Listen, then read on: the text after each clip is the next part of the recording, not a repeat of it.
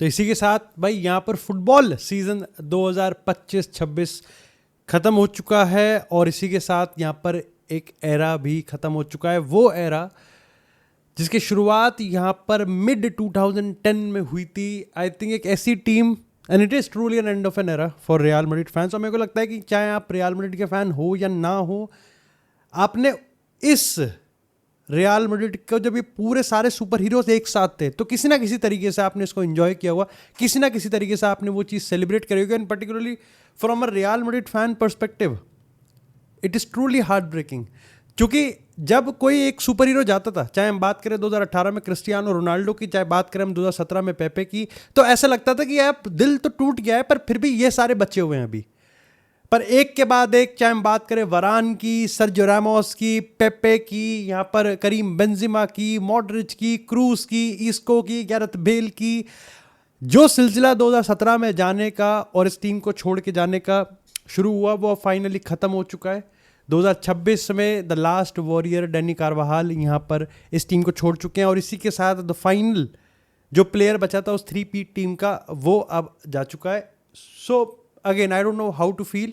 मेरी फीड पे बस यहाँ पर इमोशनल रील्स आ रही हैं, तो मैं बस ये अपने आप को बस एज अ कंटेन कर पा रहा हूँ मैं, ठीक है, समझ रहे हो। पर इसी के साथ यहाँ पर चेयर मिस्त्री यानी कि डेविड आलाबा, एंड अगेन भाई आलाबा को स्टैंडिंग ओवेशन दिया गया सैंटियागो में। डेविड आलाबा को यहाँ पर लिटरली जिस तरीके से रियल मैड्रिड के टीममेट्स यहाँ पर उसको सेलिब्रेट कर रहे थे, उसको फेयरवेल, उसको ट्रिब्यूट दे रहे थे। द फैक्ट कि आलाबा का जो करियर एट रियल मैड्रिड रहा है अपार्ट फ्रॉम फर्स्ट सीजन, उसके बाद बहुत ही शर्मनाक गया है इस तरीके से कि यहाँ पर वो जो कर सकता था वो कभी वो एक्चुअली में पुल ऑफ कर नहीं पाया। जो रियल मैड्रिड उससे एक्सपेक्ट करी थी वो कभी कर नहीं पाया। चाहे हम यहाँ पर उसके परफॉर्मेंस की बात करें, बट मेजॉरिटी तो यहाँ पर आप उसकी इंजरीज को ही ब्लेम कर सकते हो। लेकिन सोचो एक ऐसा बंदा जो कि इतने सालों में सिर्फ एक ही सीजन ढंग का खेला हो और अपने लेवल पे खेला हो, वो कितना तगड़ा होगा, कितना बढ़िया एक साइलेंट लीडर होगा, कितना ज़्यादा यहाँ पर टीम की यूनिटी में कंट्रीब्यूट करता होगा कि एक्चुअली में इसके बावजूद टीम उसको इस तरीके से सपोर्ट कर रही है, इस तरीके से उसके लिए इमोशनल है। और ये दिखाता है कि भाई at the end of the day I think David Alaba is actually a Madridista. लेकिन कारवाहाल की बात करें, कारवाहाल ने इमोशनली यहाँ पर फेयरवेल बिल्ड करा, उसने क्रॉस डाला और फाइनल क्रॉस। मेरे को लगता है कारवाहाल के रिगार्डिंग जो सबसे आइकॉनिक चीज़ रहेगी वो ये होगा कि behind every iconic and every canon event, every iconic Real Madrid goal, उसके पीछे कारवाहाल का क्रॉस होगा, उसके पीछे कारवाहाल का असिस्ट होगा। चाहे आप बात करें रोनाल्डो के उस गोल की, चाहे बात करें आप यहाँ पर 2024 के यूसीएल फाइनल में मैन ऑफ द मैच था वो, चाहे आप बात करें रोनाल्डो के the greatest goal of his life की, उसमें भी असिस्ट कारवाहाल का ही था। मज़ा आया, जो टीफो था वो बहुत बेहतरीन था। और इसी के साथ रियल मैड्रिड का बहुत ही खतरनाक मतलब लिटरली तूतन खामून जैसा जो सीजन था ना वो खत्म हो गया है। और रियल मैड्रिड ने एटलीस्ट यहाँ पर मैच जीता है। वही बार्सिलोना यहाँ पर वलेंसिया से हार गई है, लेकिन उनके लिए डेड रबर गेम था। 94 पॉइंट्स उन्होंने थे, तो वो एक्चुअली में सेंचुरियंस को टारगेट कर रहे थे। बट जैसे ही वो पिछला गेम हार गए थे तभी कंफर्म हो गया था कि वो सेंचुरियंस यहाँ पर नहीं अचीव कर पाएंगे। उनकी तरफ से भी काफ़ी फेयरवेल था कि यहाँ पर लेवेंडोव्स्की ने भी अब फाइनली यहाँ पर फेयरवेल बिल्ड कर दिया है। आई नो तुम मेरे पे काफ़ी गुस्सा होंगे कि मैंने बट तुमको पता है कि यहाँ पर इवेंट है और मैं रुड़की में था ही नहीं, मैं दिल्ली में था। सो आज इस एपिसोड में हम लोग कवर कर देंगे और कल से वर्ल्ड कप की प्लेलिस्ट तुमको इस चैनल पे आती हुई दिख जाएगी। उसके बीच में मैंने कुछ एपिसोड्स यहाँ पर जो क्लब फुटबॉल में ट्रांसफर डेली डालते रहेंगे, लेकिन वर्ल्ड कप कल से किक ऑफ कर जाएगा इस चैनल पे। कुछ स्पेशल वीडियोस होंगी, कुछ स्टोरी वीडियोस होंगी एंड अब कुछ टैक्टिकल वीडियोस भी हो सकती हैं।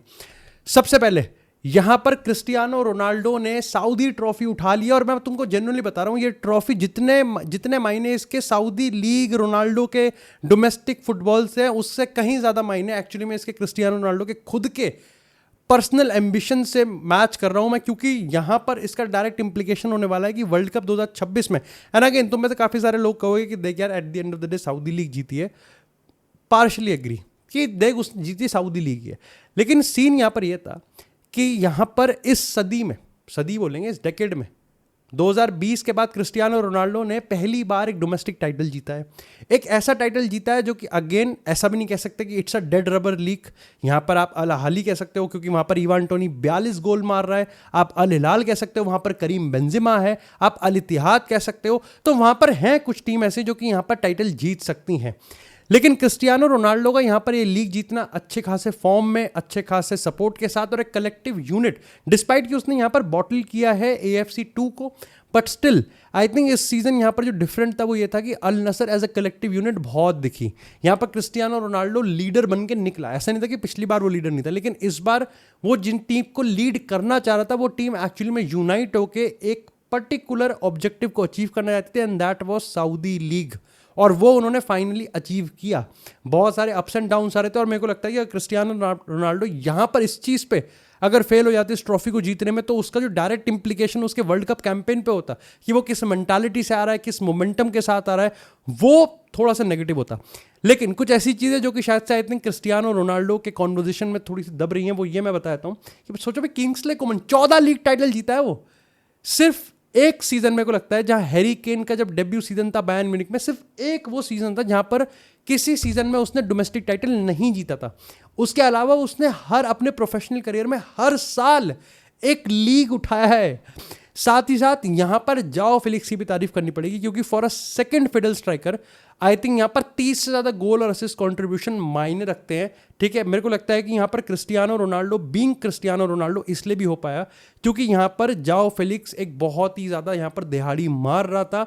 एंड अगेन जो सबसे ज़्यादा तारीफ मेरे को लगता है कि किसी करनी चाहिए तो वो और कोई नहीं बल्कि जॉर्ज हेजूस है। वो बंदा जिसने अल हिलाल के साथ इतनी सारी ट्रॉफी जीती, फाइनली वो अपने पोर्चुगीज काउंटर पार्ट यानी क्रिस्टियानो रोनाल्डो के साथ रीयूनाइट करता है, अल नसर को टाइटल जितवाता है और अब वो चला जाता है। यस, काफ़ी आई थिंक काफ़ी तुम में से काफ़ी सारे लोगों को नहीं पता होगा, लेकिन अब यहाँ पर अल नसर के नए मैनेजर कोई और होंगे, क्योंकि अल नसर के जिसने टाइटल जितवाया है जॉर्ज हेसूस, वो अब इस टीम के मैनेजर नहीं बनेंगे। तो कुल मिला के आई थिंक उसने पीक करा, उसको पता था कि यहाँ पर पीक हो गया है, तो उसने पीक पे छोड़ दिया। क्रिस्टियानो रोनाल्डो के लिए 2026 में सिर्फ 3 चीज़ मैं देखता हूँ, that is 1000 goal, Saudi league जीतनी थी और अल्टीमेटली फीफा वर्ल्ड कप में स्पेक्टिकल आना चाहिए। आई थिंक 1000 गोल्स आ जाएंगे। सऊदी लीग पे था वो निकाल लिया है, अब वर्ल्ड कप बचा है। एंड आई थिंक यहाँ पर पोर्चुगल में जो मोमेंटम कैरी करेगा Cristiano Ronaldo, particularly because he is enjoying. तुमने देखा है कितनी आइकॉनिक फोटोज, कितनी आइकॉनिक क्लिप्स उस सऊदी टाइटल के सेलिब्रेशन में आई हैं। That is absolutely peak, that is absolutely crazy. तुम समझ रहे हो उस चीज़ को कि उसका रोनाल्डो के मेंटालिटी पे कितना असर पड़ेगा, ये बहुत देखने वाली बात है आई थिंक। क्योंकि देखो यहाँ पर अगर हम टैक्टिकल पॉइंट ऑफ व्यू से बात करें, अगर हम यहाँ पर प्लेयर क्लच इंडिविजुअल परफॉर्मेंस के पॉइंट ऑफ व्यू से बात करें, तो पोर्चुगल में बहुत बहुत अति टैलेंट है। क्रिस्टियानो रोनाल्डो को 2 चीज़ों पे खास ध्यान रखना पड़ेगा। पहली चीज़ ये है कि भाई उसके मिनट्स को मैनेज करना ही पड़ेगा, and that is I think solely Cristiano Ronaldo पे। मैं क्यों यहाँ पर रोनाल्डो को मेंशन कर रहा हूँ बट नॉट मार्टिनेज, क्योंकि यहाँ पर रोनाल्डो ही लीडर है और अगेन मार्टिनेज देखो अल्टीमेटली रोनाल्डो का बहुत ज़्यादा आवाज़ है, बहुत ज़्यादा वेटेज है।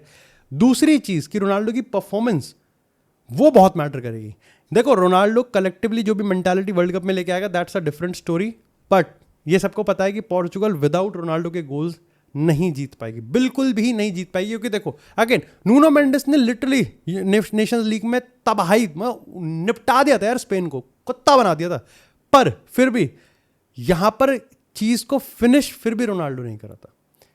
तो यहां पर मेरे को लगता है कि पोर्चुगल को बहुत डेलिकेट होना पड़ेगा। लेकिन इसी के साथ यहां पर एक और इमोशनल चीज है, वो ये है कि पेप ने खुद कंफर्म कर दिया कि वो यहां पर मैनचेस्टर सिटी छोड़ के जा रहे हैं। 20 टाइटल उसने जीते हैं और उसने जो मेरे को लगता है जो मैसेज उसने डाला वो उसने खुद ही लिखा होगा और इट वॉज प्यारा, इट वॉज जेन्युइनली प्यारा मैसेज था। और यहां पर आई थिंक प्रीमियर लीग बहुत मिस करने वाली है पेप को। मैं पर्सनली बहुत मिस करने वाला हूँ पेप को, क्योंकि मेरे को लग रहा है कि अच्छे खासे 1, 2, 3 साल अब पेप गार्डियोला यहाँ पर मैनेजर नहीं बनेंगे किसी भी टीम के।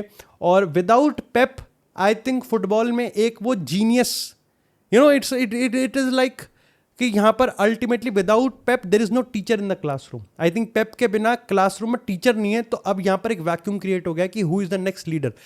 अगेन पेप को हराया भी जा सकता है, पेप को हराया भी गया है, पर पेप के फुटबॉल इकोसिस्टम में होने से it was only everyone used to look at Pep. Now आप कह सकते हो कि क्या यहाँ पर अब ट्रूली आर्सेनल का एरा आता हुआ दिख रहा है, क्या यहाँ पर एंजो मरेस्का पेप के शूज़ को फिल कर पाएंगे। लेकिन जो सबसे बड़ा सवाल है वो ये है कि क्या यहाँ पर मैनचेस्टर सिटी के इतने बड़े स्टार, चाहे हम रिको लुइस की बात करें, अगेन सबसे ज़्यादा नजरें होंगी यहाँ पर अर्लिंग हालैंड पे और यहाँ पर रॉड्री पे भाई, क्योंकि रॉड्री के आ रहे हैं रूमर्स फिर से रियल मैड्रिड को लेके, क्योंकि एंजो को लेके यहाँ पर लग रहा है कि एंजो फर्नांडिस एंजो मरेस्का के साथ रीयूनाइट कर सकते हैं मैनचेस्टर सिटी में। रॉड्री, डिस्पाइट कि ये लिखा गया है कि यहां पर रियल मैड्रिड रॉड्री को लेके आती हुई दिख रही है, पर समटाइम्स उनका इंटरेस्ट भी कूल डाउन हो रहा है। ये बहुत डिपेंड करता है कि रॉड्री जिसका कॉन्ट्रैक्ट 2027 तक है, वो क्या यहाँ पर रियल मैड्रिड को परस्यू करना चाहता है, क्या रियल मैड्रिड रॉड्री को परस्यू करना चाहती है। क्योंकि अगर यहाँ पर दोनों में हाँ हो गई तो फिर मैनचेस्टर सिटी ज़्यादा कुछ कर नहीं सकती, क्योंकि सिटी चाहती तो है कि वो कन्विंस कर दे रॉड्री को कि भाई तू रुक जा, क्योंकि यहाँ पर पेप के जाने के बाद अगर एक आधा और बड़ा स्टार चला गया, क्योंकि ऑलरेडी अकांजी जा रहा है, बर्नार्डो सिल्वा जा रहा है, अगर और एक आधा स्टार और चला गया तो मेरे को लगता है कि यहाँ पर एक्सपीरियंस का एकदम से बहुत बड़ा वैक्यूम क्रिएट हो जाएगा, क्योंकि अभी तक तो ये डिब्रॉइन का ही नहीं भर पाए।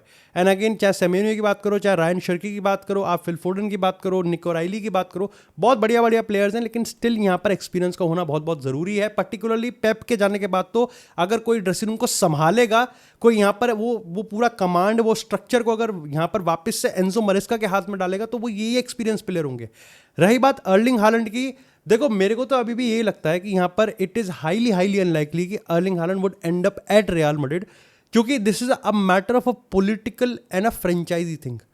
ठीक है, आई नो यहाँ पर बार्सिलोना ने अपना एक franchise player that is Lamine Yamal, उन्होंने वो पिछले 2 साल में इतना डेवलप कर दिया कि वो अर्लिंग हालैंड से भी अब 2 गुना बड़ा हो गया। आई थिंक ये अनपॉपुलर ओपिनियन तो नहीं है, पर स्टिल आई फील लाइक कि अगर अर्लिंग हालैंड के पीओवी से बात करें, why should he join Mbappe, जो वो एम्बापे का सेकंड फिडर हो जाएगा, जो वो बिल्कुल भी नहीं चाहेगा। एंड अगेन, जब तक वहाँ विनीसियस है तो फिर तो वहाँ पर और प्रॉब्लम है। रही बात यहाँ पर बार्सिलोना की, तो आप ये कह सकते हो कि सेम चीज़ तो बार्सिलोना में अप्लाई हो सकती है, पर फिर भी I could see him joining Barca more than at Real Madrid. पर अगेन जो सबसे बड़ा ड्रामा है वो ये है कि भाई डीएफबी पोकल जहां पर बायर्न ने स्टुटगार्ट को 3-0 की स्कोर लाइन से हरा दिया, वहां पर हमारे जोसे मूरिन्हो, वहां पर the special one real Madrid के इनकमिंग मैनेजर वहां पर पहुंच गए, और ऐसा बताया गया, स्काई जर्मनी के रिपोर्टर आई थिंक पीटर्सबर्ग ने यहां पर यह कंफर्म किया है कि यहां पर वो ओलिसे को देखने आए थे, जिसपे जब यहाँ पर स्काई जर्मनी ने यहाँ पर बायर्न के बोर्ड मेंबर से पूछा कि भाई मूरिन्हो आ रहा है यहाँ पर और वो स्काउट कर रहा है ओलिसे को, क्या है, तो उन्होंने तो क्लियर कर दिया कि देखो सिंपल सी बात है, ओलिसे पे वो चाहे 1 आंख रखे, 2 आंख रखे, चाहे 5 आंख रख ले, ओलिसे बायर्न म्यूनिख छोड़ के जाएगा नहीं। और ये बात मेरे को लगता है कि सच होती हुई दिख रही है, क्योंकि बायर्न उसका ऑलरेडी कॉन्ट्रैक्ट 2029 तक है, वो उसको और रिन्यू करने के चक्कर में, असल में यहाँ पर रियल मैड्रिड के पास सिर्फ एक ही आइडिया है और एक ही चीज़ है जो उसको हेल्प कर रही है, वो ये कि अगर ओलिसे यहाँ पर पंप कर जाए कि यार मेरे को तो रियल मैड्रिड ज्वाइन करना है, मैं बायर्न में जो मेरे को अचीव करना था मैंने कर दिया, बट अभी वो अचीव नहीं किया क्योंकि उन्होंने यहाँ पर चैंपियंस लीग नहीं उठाया है, अगर वो ओलिसे को मना लेते हैं, जो कि नहीं लग रहा क्योंकि ओलिसे ने भी कोई भी हिंट नहीं दिया कि वो यहाँ पर एक्चुअली में रियल मैड्रिड ज्वाइन करना चाहता है, तो मेरे को लगता है कि यहाँ पर ये चीज़ होती हुई दिख रही है। डिस्पाइट अगर यहाँ पर इवन अगर हम ये मान के चलें कि रियल मैड्रिड कितना ही पैसा दे देगी, बायर्न म्यूनिख की आदत है कि वो सेलिंग क्लब नहीं है, वो अपने स्टार्स को अच्छे से रिटेन कर लेते हैं जब तक लिटरली कोई ड्रामा नहीं हो जाता, जैसे लेवेंडोव्स्की ने कर दिया था ड्रामा। अगर वो ड्रामा नहीं हो जाता तब तक मेरे को लगता है कि यहाँ पर बायर्न म्यूनिख इतनी आराम से नहीं छोड़ती किसी भी प्लेयर को। और ओली से, क्योंकि तुम सोचो कि एक ऐसा क्लब जिसके पास लेवेंडोव्स्की था, रॉबन था, रिबरी था, ठीक है, फिलिप लाम कह सकते हो, श्वाइनस्टाइगर था, ज़ाबी अलोंसो था, थॉमस मुलर, पिछले 5-6 सालों में अपार्ट फ्रॉम मूसियाला उनके पास कोई स्टार बना नहीं।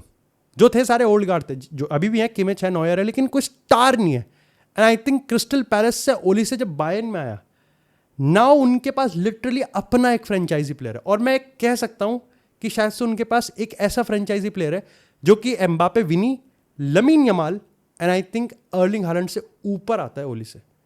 मे बी कईयों के लिए ओली से, विनी से भी ऊपर आता है। नहीं, मैं यहाँ पर प्लेयर टैलेंट की बात नहीं कर रहा, मैं बस यहाँ पर उनकी फ्रेंचाइजी वैल्यू की बात कर रहा हूँ कि कितना सुर्खियों में वो रहते हैं, और इसलिए मेरे को लगता है कि बायर्न म्यूनिख बिल्कुल भी ये नहीं होने देगी। बट मूरिन्हो वहाँ पहुँच गए थे, और मूरिन्हो आई थिंक यहाँ पर अब रियल मैड्रिड के पूरी तरीके से आर्बेलोआ, अगर यह बुरा तो देखो आर्बेलोआ के लिए लगता है, क्योंकि आर्बेलोआ ने क्लियर कर दिया कि वो यहाँ पर जोसे मूरिन्हो के स्टाफ में नहीं होंगे। और उन्होंने एक चीज़ बहुत प्यारी कही आर्बेलोआ ने कि it's, I hope it's not a goodbye, it's just a see you later. और सी आई विश कि आर्बेलोआ, हमने ज़ाबी अलोंसो के साथ और आर्बेलोआ के साथ बहुत बुरा किया, इसके लिए मेरे को बहुत बहुत दुख है। आई थिंक ये विनीसियस, एम्बापे, चुआमेनी, इन प्लेयरों ने मेरे को इस तरीके से भी लेट डाउन किया कि इन्होंने लेजेंड्स को इन्होंने फोर्स किया। और आई थिंक पेरेज, अब तो पता चल गया कि पेरेज और वर्सेस वो हो रहा है, रिकल में हो रहा है यहाँ पर फाइनली 20 साल बाद इलेक्शन हो रहे हैं, जो वोट डाले जाएंगे, पता नहीं कौन जीतेगा नहीं जीतेगा, क्योंकि मैं अभी भी उस पर इंफॉर्मेशन कलेक्ट कर रहा हूँ। पर यहाँ पर पेरेज ने ये इन प्लेयरों का हाथ पकड़ के 2 लेजेंड्स को एक ही साल में इन्होंने बेकदरी कर दी उनकी, और वहाँ पर मेरे को पर्सनली मेरा दिल टूट गया।